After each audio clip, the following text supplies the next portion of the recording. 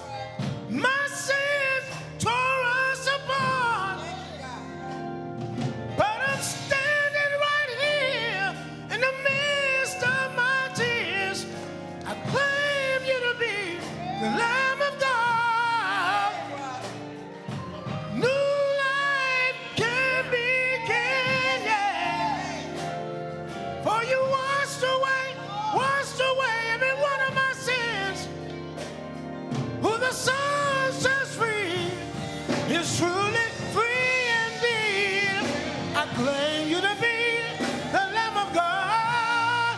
Oh, hey.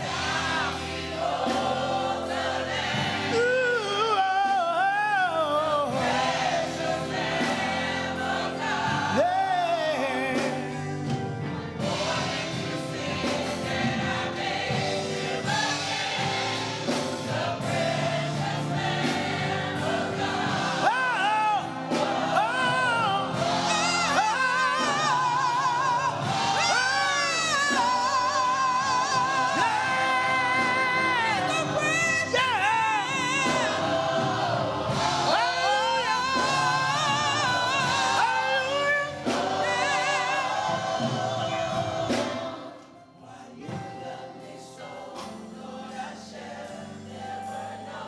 Never know why you love me so. Why you love me so? Why you love me so. Never really know. I never knew. Never knew. No, no, no. Ooh, oh, oh,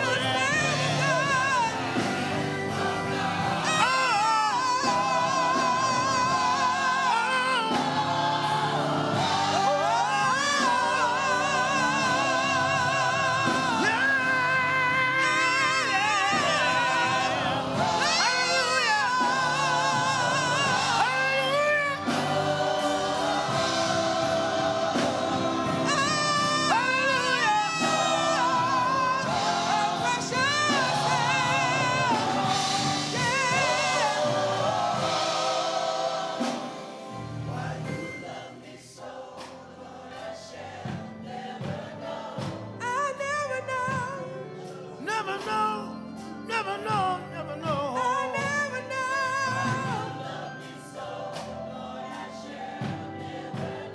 Thank you, Jesus. Thank you for loving me. Thank you For your blood. Yeah. Ooh, oh, the precious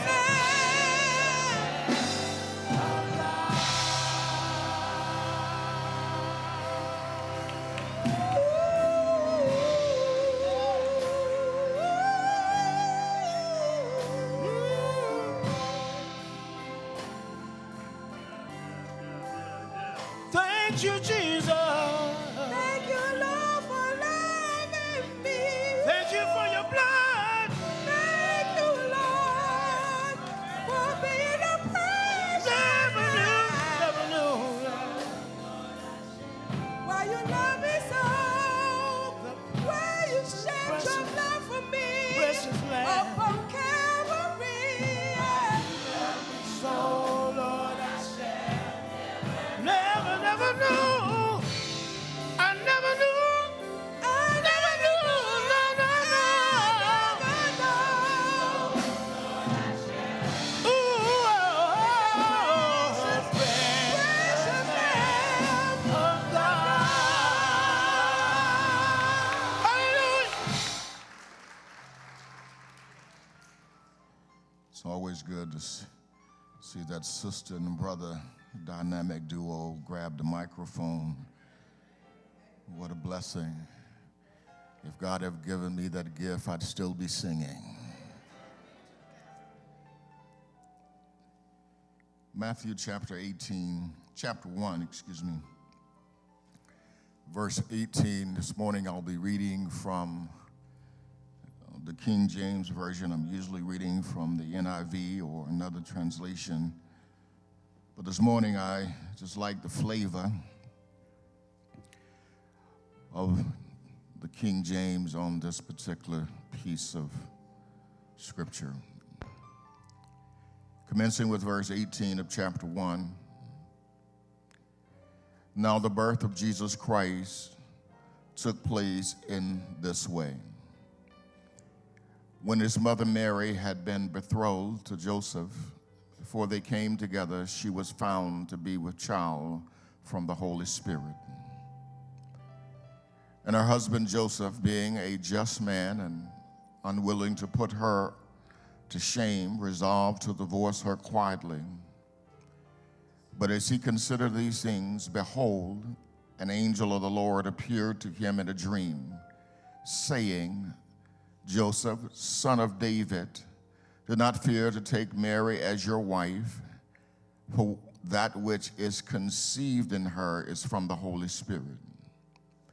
She will bear a son, and you shall call his name Jesus, for he will save his people from their what? All this took place to fulfill what the Lord had spoken by the who?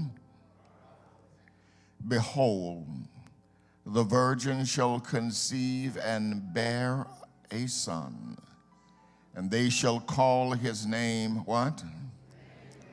Which means what? I'll rest my reading there at that 23rd verse. You may be seated in his presence. God our Father, I pray even now that as we open your word, that you will open our hearts and minds to receive that which the Spirit saith unto the church. God, may revelation knowledge flow. May the imparting of the Holy Spirit be strong. And may your glory be experienced in this place. All of you and none of me, in the matchless, marvelous, and magnanimous name of Jesus, our risen Lord, I do pray. Amen. I want to encourage you just before I announce my tag for this text to certainly the poinsettia sales that are going on. I pray that you will take advantage of the opportunity to purchase one in memory of your family member, of a loved one, purchase one to share with someone, just a way of showing your love and appreciation for them.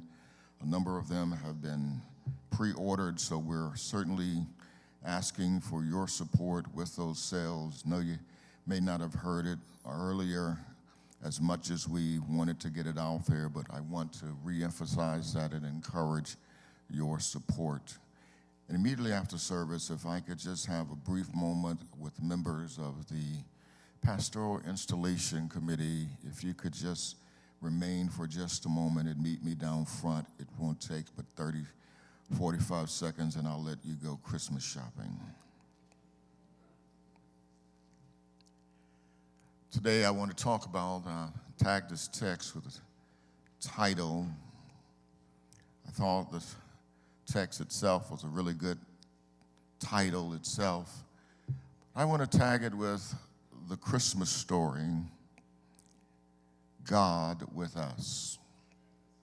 The Christmas story, God with us. This past Monday, I arrived at the church and was met by those smiling faces that usually greet me when I walk through the door. And they had words of well wishes and said, "Good morning, Pastor, how are you doing?" Typical, "We're doing good, how are you?" I said, "We're doing good." I said, "How was Sunday?" They said, "Sunday was good. Pastor Gilbert got us out at 10:30.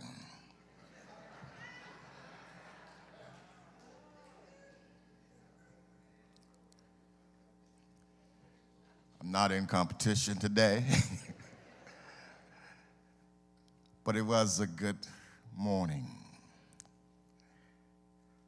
No doubt many of you liked the little boy that his mother was preparing him for the Christmas story play at church. And you probably can relate to this. They practice over and over. The little boy was playing part of an angel in the Christmas story. And he and his mother rehearsed day in and day out. "It is I, don't be afraid. It is I, don't be afraid." Came time for the Christmas program. The little boy rehearsed just before he went out on the stage. He said, "It is I, don't be afraid." He walked out on the stage and the lights were bright. The audience was exuberant. He saw all of these people in those bright lights. The little boy froze. And after an awkward silence, he finally said, "It is me, and I'm scared."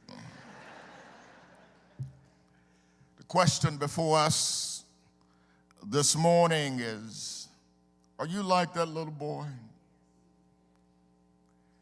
Are you facing a daunting situation, thinking about what the future holds? You're at the close of a calendar year and preparing for a new year. And somebody is saying right now, like that little boy, I'm scared. I'm afraid of what the future holds. I am in a position that is unsettling. If so, may I suggest to you today that you need a little Christmas joy. And I don't mean a double dose of your special latte from Starbucks. I'm not talking about Santa cheer, or for the more seasoned folks in the room, your double spiked eggnog. That's not the Christmas cheer that I'm referencing. I'm speaking of Christmas, which is inclusive of all of us. Would you like to share in a Christmas, regardless of what your budget looks like and what your bank account is referencing, that still brings you joy? Today, my sisters and brothers, we take time together with people of faith to express our gratitude to God for his indescribable and unspeakable gift. A gift that just keeps on giving. And during this Advent season, we pause to reflect and to recall what is called the incarnation theology, the doctrine of the foundation of our faith and the bedrock of our Christian belief and salvific hope. As people of faith, the incarnation theology and doctrine allows us to understand the genesis of our salvation. Helps us to better understand what we call our eschatological hope, that eschaton, the end time hope. What can we expect to come in the future? The apostles of faith, the men and women of faith, when they put pen to parchment, they would talk about this incarnation theology, this doctrine of the incarnation. It gives us hope from Genesis to Revelation, for our salvation is rooted and grounded in the scripture fact that God became a man. Our future and infinite existence deals with divinity becoming flesh. In other words, God becomes a man, Elder Tony, to reveal God. That sounded simple, but that's deep. God became a man so that he could reveal God. But he takes on flesh. The second person of the Trinity, Jesus, comes into the world to manifest God in the flesh. It's a story that deserves our attention because our relationship with God in the flesh helps us to better understand Christ's journey from the cradle to the cross. Here's what Max Lucado, one of my favorite authors sometimes that I love reading, Max Lucado says in his book, Because of Bethlehem, Christmas begins what Easter celebrates. The child is the cradle. The child in the cradle became the king on the cross. And because he did, there are no marks on my record, just grace. His offer has no fine print. He didn't tell me to clean up before you come in. He offered, come in and I'll clean you up. It's not my grip on him that matters, but his grip on me that matters. And his grip is sure in the quote. Y'all see why I like Max? He's a bad boy. But he's helping us understand that you've got to wrap your arms around this miracle about how God robed himself in human flesh, put himself in the womb of a virgin, then traveled down the birth canal, dropped off in Bethlehem, laid in a manger. God himself becoming flesh. For some people that means nothing because Christmas for them has been replaced with busy shopping trips. Trips to the mall, expensive presents, but no presents.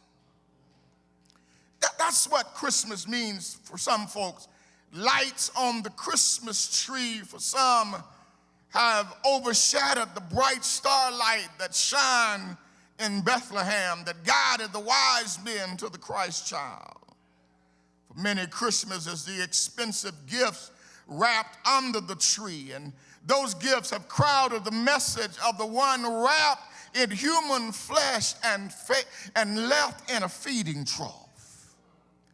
It is without speculation that the best Christmas wrap gift of all time was when God himself wrapped himself, not in beautiful paper, but wrapped himself in human flesh and came into the world. Yes, my brothers and sisters, God became a man, and what makes it a miracle, he became a man born of a virgin. And some may miss this great truth because they're resolved to make December the only time that they celebrate Christmas and focus on the birth of Christ. But can I suggest to you, if Christmas is only in December for you, you really need to get the real meaning of Christmas, because Christmas doesn't end on December the 25th, nor does it start on December the 25th. Every day that you wake up is a day of Christmas with God, when you know that God wrapped himself. Think about it. God cared enough about you and I that he didn't send an angel. He didn't send wise men only, but he himself decided to leave the balconies of glory, come to earth, be born of a woman, come into this world, feel what we feel so he could help us to get through what we're getting through.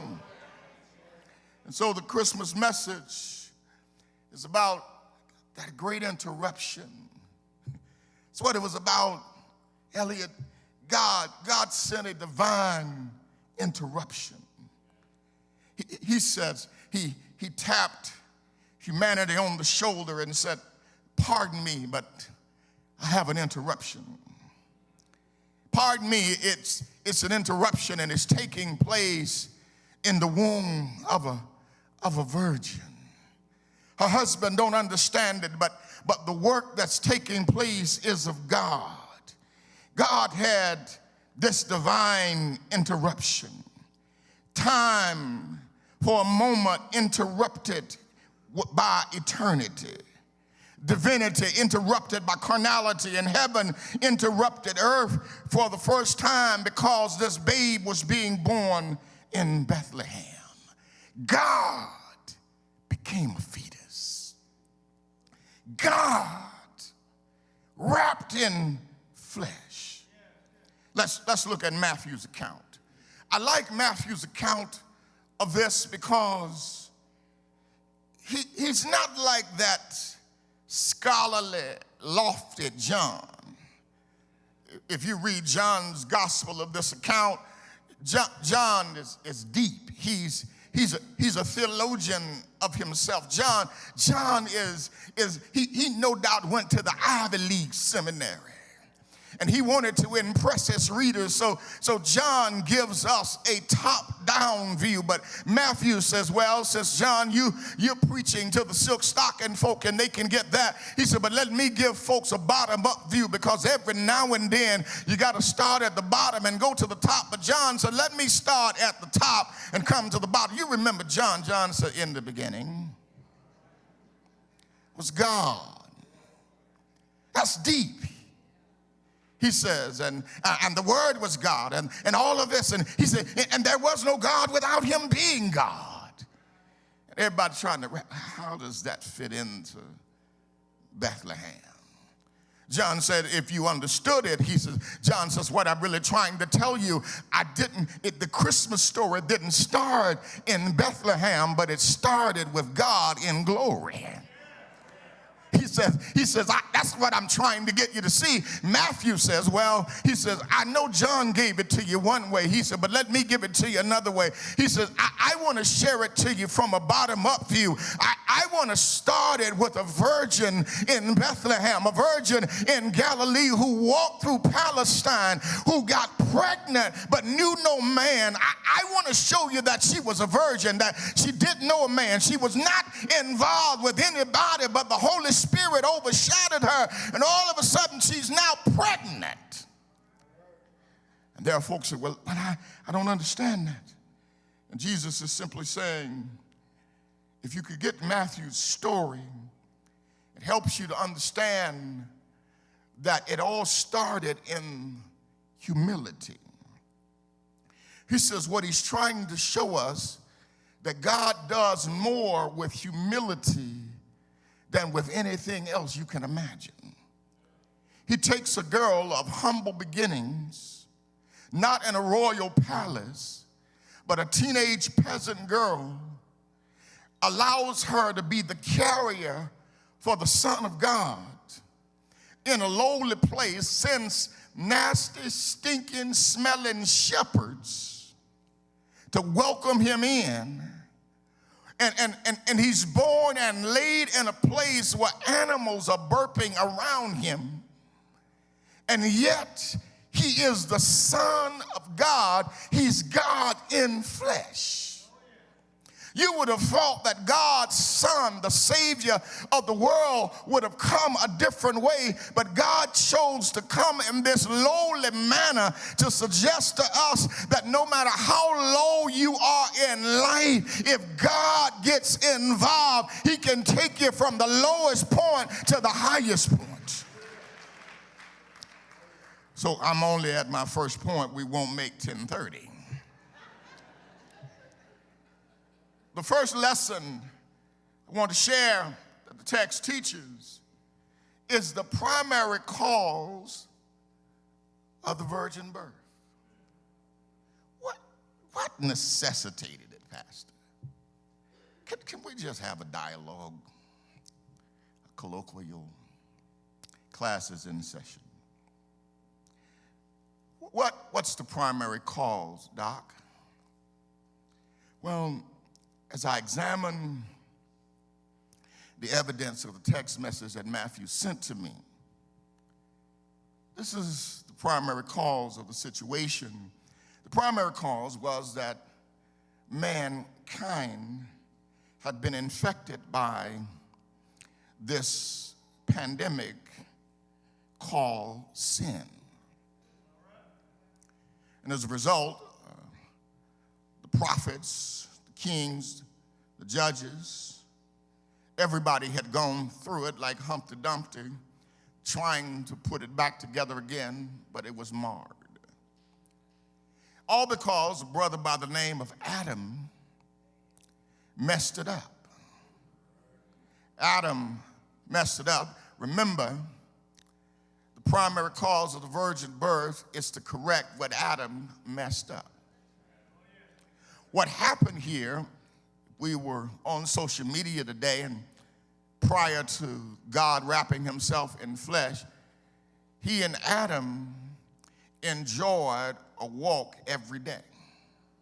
Amen. They would get together, they would walk in the cool of the day. That's why when you go to most doctors, they tell you the best thing you can do for your own self is just take a walk. You gave your Blue Cross card, you paid your deposit and all of that, your copay, and they told you, so you need to walk more. God tried to tell us that when he created the heavens and the earth. He said it would do you good if you would take a walk every day. He said, just walk with. So he and Adam started walking, but what happened one day, he showed up to meet Adam, and Adam was not there. He's nowhere to be found. He called his name, Adam. Where are you? Adam says, I'm over here, I'm hiding. He said, because I'm not dressed right. And God said, whoa, who told you that, bro? You're not dressed right? He said, no. He said, did you do something I told you not to do? Adam had revealed himself to God, that he had broken the laws and gone further than he was supposed to go. And as a result, God had to change the social media post concerning the relationship with he and Adam.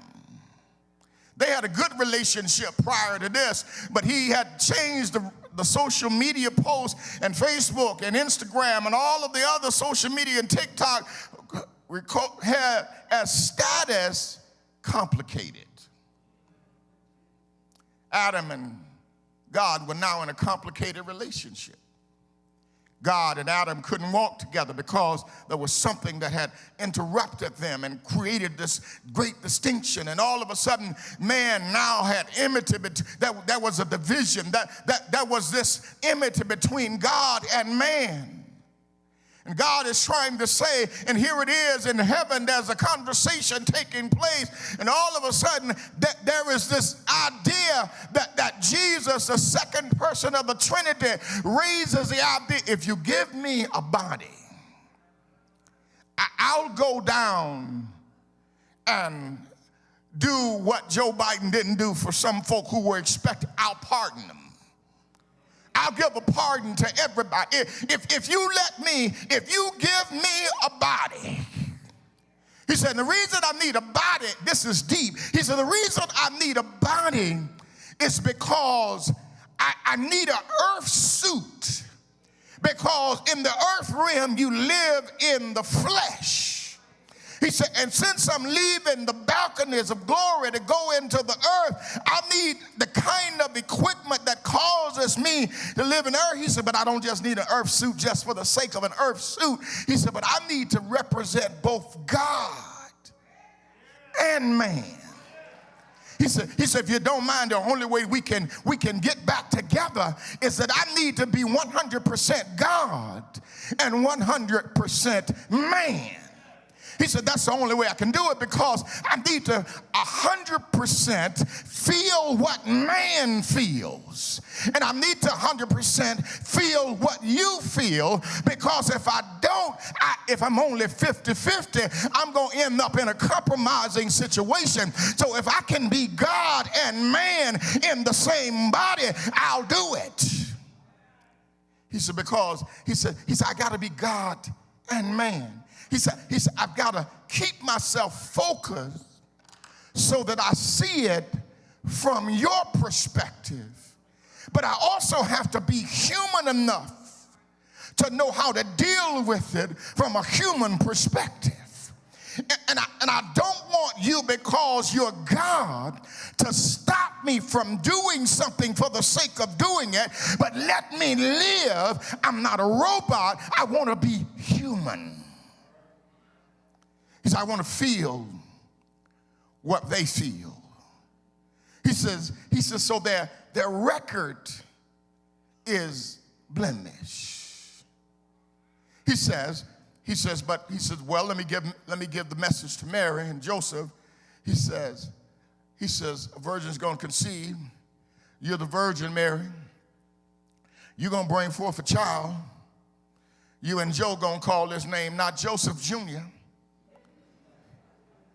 but you're going to call him Jesus. The reason they couldn't name him Joseph, because Joseph's name means God shall add. Jesus' name means Savior.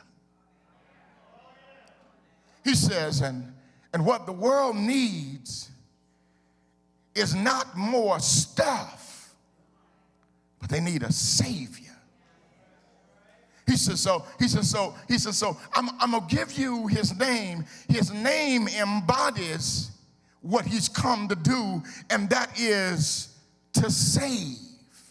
He said, the reason he's coming is to redeem fallen humanity, to rescue the perishing, to save the lost, to give hope to the hopeless. He came to call sinners. Yes, I said sinners.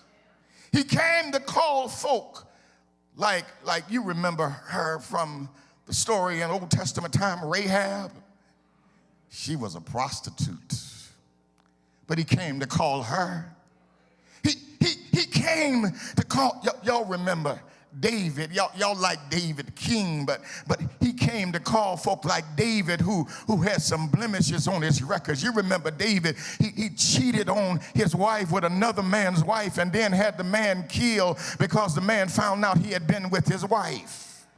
Sounds like a sitcom. Y'all remember Samson, don't you? I'm trying to get y'all to see the kind of folks that he came into the world for. He came for folk like Samson.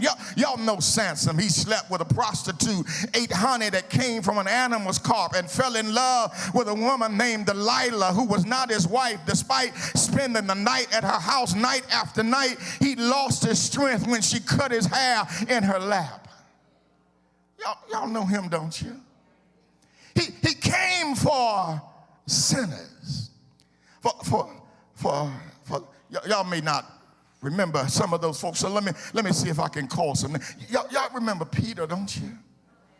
He was a cusser and a knife-carrying disciple and a fighter, had a quick temper. Y'all know him?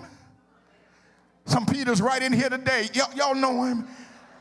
So he came for folk like Peter who denied him, Peter who betrayed him. You know Peter, don't you? He said, I came for folk who have a tendency not to speak up when they ought to speak up, who don't stand up when they should stand up. He said, that's who anybody know anybody like Peter who lacked the courage to be who they need to be? He came for people like Martha. Martha was a worrier, and worrying is sin. So I know there's some Marthas in here. You worrying now.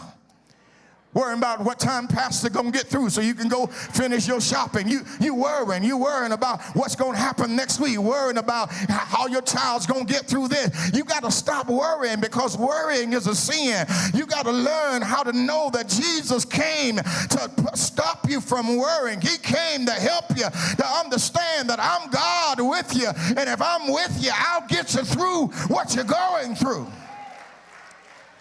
You got to know that he came that we might have life, and abundant life. The songwriter was right when he best summarized Jesus paid it all, and all to him I owe. Sin had left a crimson stain.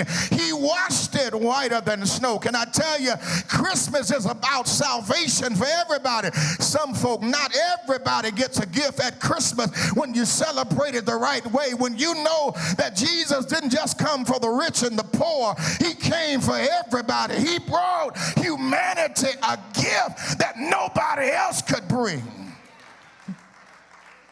Wait, he says, I didn't just come because sin necessitated it, and that's the primary cause. I came to deal with sin because nobody else could deal with it. I was the one who wrapped myself in human flesh, came into the world as a man so that I could deal with sin.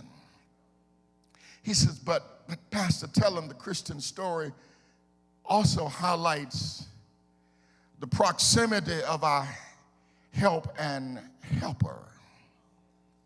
He says, I told you his name shall be called Jesus. Jesus means Savior. Christ is not his last name. Christ is just another name. Christ means anointed one. Jesus says, he says, not only am I your Savior, he said, but I'm also Christ, the anointed one. I'm anointed to do what I've been called to do. He says, when you have been anointed, when you have been endowed, when you have been empowered, when God has laid his hands on you, he said, you got to know that you are anointed. He said, that's why I tell you, touch not my anointed, do my prophets no harm. He said, because even though you don't see it, whenever I put my anointing on the life of a person, it does not matter who tries to stop them. The purposes and plans that I have for them, God will see it through. Somebody said to me when I was leaving Baltimore to come to Tennessee, they said, Pastor, you don't know where you're going. You came here. I didn't know where I was going when I went to Baltimore. All I knew was I was following what God said to do. And then when I was coming here, it was a little delay. Y'all remember the little delay? It took a little bit longer than we thought it would take. We had some hang-ups and hang-ups, but we were in a waiting pattern because God had a plan. But in the midst of that plan, I got a few calls from a few pastors because there was another pastor who came one Sunday, and the folks said, oh, they were watching online. Y'all don't know how many people and how many preachers watch your service online when your church is vacant, because they're looking to see who's going there, because if they're going there, then I'm going where they just left. And so they were watching the service, and I got a few calls from brothers saying, hey man, you ain't gone yet? I said, no, Doc, I haven't gone. Y'all remember, we didn't even broadcast when I came here. But the preacher that came later was broadcast, and he wasn't even a candidate. But they called me and said, hey, man, we know the reason you ain't going. Doc made it hard for you, didn't he? I laughed because I said, the devil is a lie. You won't get in my business like this. I said, yeah, man, you know how it is. I said, but God is good. They said, man, you going or they done changed their mind? I said, I don't know what they've done. I said, but God is good. And then I began to take about, after 3 or 4 more calls, one brother called me and he got next to me. He calls me to want to speak in tongue, but the Lord gave me a word for him. And I had to wake up and get on my knees and ask the Lord. I hung up the first time, and then I called him back. I said, hey, Doc, I mistakenly hung up on you. But the Lord gave me a word, and I just got to share it with you. Let me tell you something. If God be for you, it doesn't matter who's against you. If God is saying it's the right thing, wait, I don't care who come away. Some of y'all need to write that down. If God be for you, it does not matter who else is in the running. If God be for you, if God has anointed you for this season, you ought to just thank God it's your season. Can't nobody do for you what God has for you. I don't care how much more qualified, how more eloquent, whatever God has for you, it is for you. Watch. Got to know your helper and helper. So he moves from Jesus, Savior, Jesus, Christ anointed, to Emmanuel. He says, Christmas would be better enjoyed if you knew what Emmanuel. He said, you shall call him Emmanuel. I told you Matthew's a good theologian too, because Matthew, in a classical way, does word study in his sermonic dissertation. He stops here. He helps us out because he knew that preachers would struggle with this. He says, so Emmanuel, he says, so that y'all don't get this right. He says, you can get this right every Christmas if you do it the way I told you to do it. He said, Emmanuel, he says, let me give you the interpretation so you don't have to go get your Strong's Concordance to look this up. He says, I'm going to let you cheat. You can understand. I'm going to give you some help with sermon prep. He said, Emmanuel, he said, which means, which is interpreted, God with us. I like Matthew because he not only gives us the word, the name, but he interprets the name, and he says, God with us. Now, what he did not say, he did not just say that God is around us. He didn't say that God is before us or behind us. He didn't say God was with us. He said God is with us. He said God with us. And what he means by the word with, because that's where you have to do the word study. He says, because how many of you know that there are some people who say they are with you? Have you ever been to a fight and folks said they were with you? And when the first blow was thrown, you saw who was. Jesus said that this is not it here. He said, I want you to know when I say I'm with you, this is what I mean. He says, I'm connected to you. He says, not only am I connected to you, he says, I want you to understand that I'm not just thinking about you, but I am with you. He uses the present tense verb, which says with us. He means that you can count on me for your support. He said, whatever you get in, just know that I'll be there for you. He said, because I am with you. He said, if you stay with me long enough, I won't just be with you, I'll get in you. He said, because that's what Pentecost is about. He said, my birth was about me coming to be with you. He said, but when I left at Pentecost, I left you the Holy Spirit because you needed somebody to be in you. He said, because you're going to need somebody to guide you and direct you and to bring you into remembrance of what I'm trying to get you to do. Now, some folks, if they had the Holy Ghost in them, they wouldn't be so mean and so ugly and so low down and so judgmental. But when you get the Holy Spirit in you, he breaks down some stuff in you that shouldn't be in you. He brings some stuff out of you that shouldn't be in you. The anointing destroys the yoke. It removes burden. It makes life easy to live. You got to know that my yoke is easy, my burdens are light. So he says, you got to know that I am Emmanuel. I am God with you. He says, and let me help you how he says, I'm God with you. He says, I resided in heaven. I'm co-equal and co-eternal with the Father and the Spirit. And I willingly gave up my position, descended into the world to be with you. That's what I did. He says, you can't judge me based on some false story. He says, check this out. He says, when you're talking about the carbon footprint being increased, I came to breathe your air. He said, not only that, he said, I breathe the same air you breathe because I became a man. It's not only that, he says, I put on flesh. He says, so I felt your pain. Everything you've been through, I've already been through it, got the t-shirt and the souvenir to show you. He said, I knew and know your sorrows. So I know him so well that I died for your sins. He said, I didn't come to frighten you. That's why I told the shepherds to tell you, be not afraid. He said, I came to be a perfect guide for you, to show you how to get back to the Father.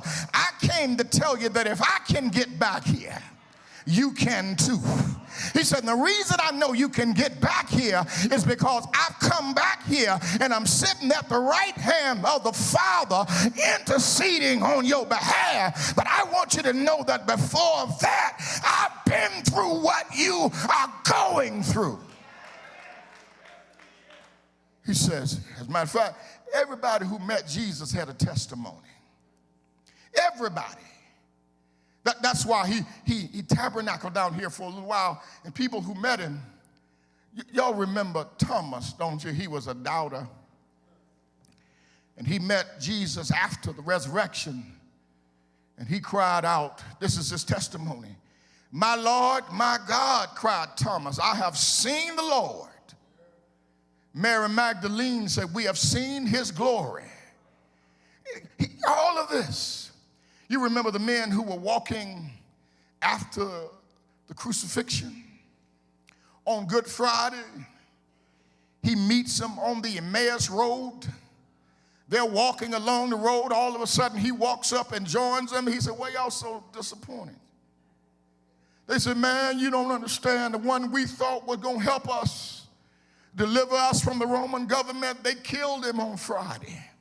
He's dead. Our hope is lost. We have no hope. And then all of a sudden, Jesus said, where y'all going? They said, we're going over here to have a bite to eat. Jesus said, do you mind if I join you? He joined them, and all of a sudden they got ready to bless it, and they see the nail prints in his hands and the scars all over his body, and they begin to look around and say, my Lord, my God, this is the Christ. And all of a sudden they said, did not our hearts burn as we walked along the way? Because they knew they had experienced the risen Lord.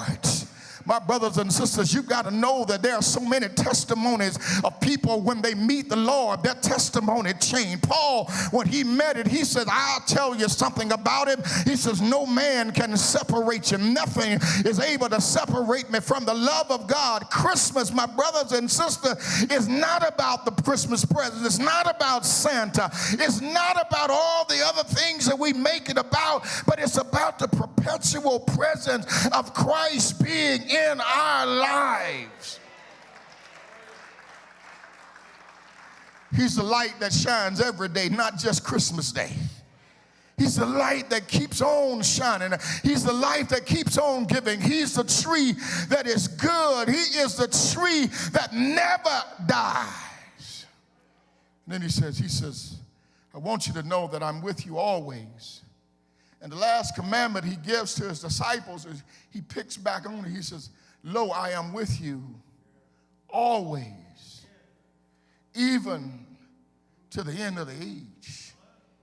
He says, always. He says, y'all may forget each other, but I'll never forget you.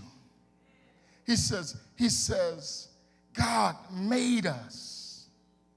God thinks about us. God is above us. God is with us. God, here it is. God is with us wherever we are. Doesn't matter where you are.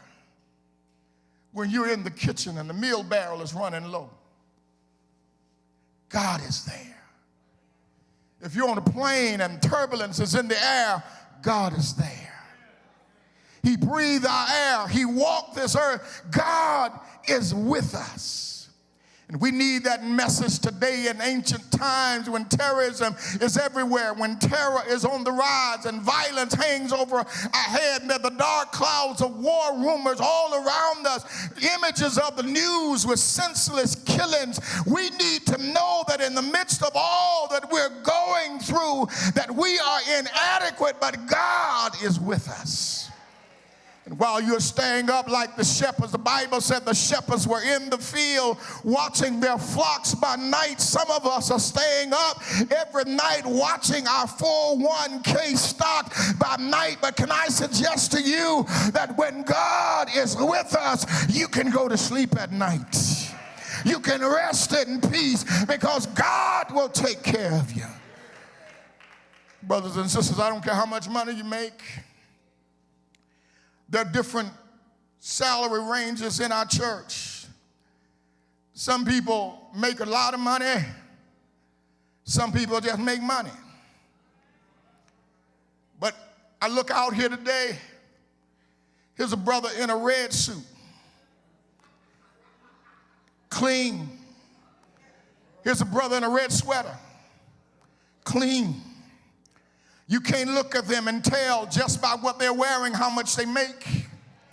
Because God can have you making $100 a week, and you can live just as well as somebody making $2,000 a week, because God gives you peace. Peace is not in what you possess. Peace is in who possesses you. Isn't it good news to know I don't care how big your church is or how small it is, the same God that takes care of the big church takes care of the small church. The same God that put food on your table put food on my table. The same God that woke you up this morning woke me up this morning. I don't care if you're rich or poor. One thing we all have to depend on is the same God and he's no respecter of person. God doesn't look at your W-2 to decide how he's going to bless you. He looks at your heart and blesses you according to his riches and glory.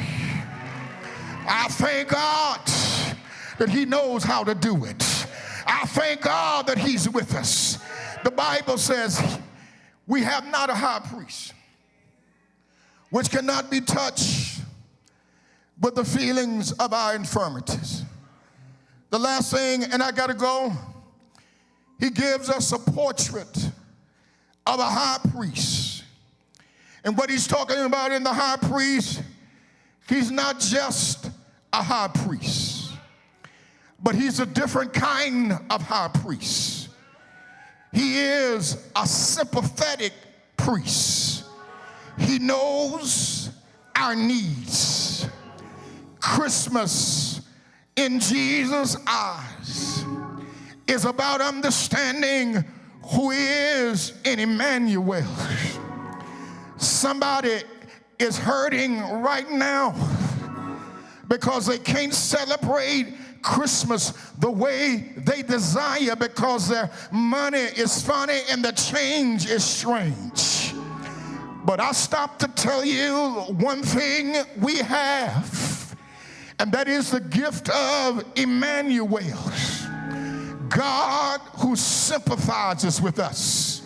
He became flesh and blood so that he could identify with our journey. That's why he was betrayed. He was lied on. If you don't believe, he felt our pain. He walks up to the grave of Lazarus. He's hurting with pain in his heart because he's lost someone that he cared about. And the Bible says that Jesus wept. That was a sign that he felt our pain. Not only that, he walked into the temple on his way to Calvary. He lost his anger. His anger was in his heart. He got upset because he saw the way the church was handling business. He got upset because he was human, and he began to whip them out of the temple. And on his way to Calvary, he hangs on an old rugged cross. He says, "Daddy, I don't know how you feel about it, but I didn't think you would forsake me at a time when I needed you the most."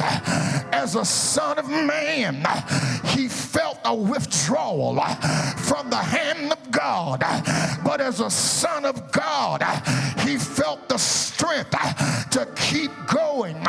Can I close this like I feel it?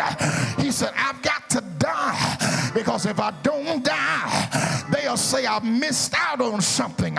He said, "I suffered, I bled, I died, I was buried, but early the third day, I got up with all power in my hand." He said, "Pastor, if you don't mind, tell them that I'm the same God. On my mama's side, I suffered, bled, and died, but on my daddy's side, I was older than my mama. On my mama's side, I was on the sea of Galilee, sinking to rise no more. But on my daddy's side, I walked on water. On my mama's side, I changed water into wine. But on my daddy's side, I am water that never runs dry." Thank you for tuning in to today's broadcast of Power for Living. Please join us each Wednesday for the teaching of God's Word at 6:30 p.m. and each Sunday morning at 9:30 a.m. Eastern Standard Time for our worship service. For more information about our church and other activities, you may call our church office at 423-629-6115 or log on to our website at www.orchardknob.org.